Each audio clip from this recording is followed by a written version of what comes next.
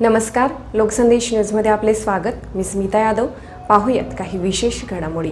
साताऱ्याचे वैभव असलेल्या किल्ले अजिंक्यताऱ्याचे पावित्र्य जपण्यासाठी रविवारी सकाळी साताऱ्यातील शिवभक्तांनी एकत्र येत विशेष स्वच्छता मोहीम राबवली.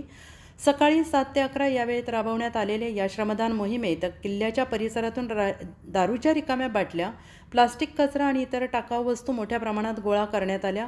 गोळा केलेला हा सर्व कचरा एकत्र करून तो योग्य विल्हेवाटीसाठी सातारा महानगरपालिकेच्या आरोग्य विभागाच्या स्वाधीन करण्यात आला. आपले गडकिल्ले हे केवळ दगडधोंड्यांच्या भिंती नसून ते आपले प्रेरणेचे ऊर्जा स्रोत आहेत, अशी भावना यावेळी शिवभक्तांनी व्यक्त केली. किल्ल्यांसारख्या पवित्र ठिकाणी मद्यपान करणे किंवा अशा ठिकाणांचा वापर प्रायव्हसीसाठी करणे हे अत्यंत दुर्दैवी असून अशा व्यक्तींनी थोडी तरी लाजलज्जा बाळगावी अशा शब्दात हुल्लडबाजांना सुनावण्यात आले.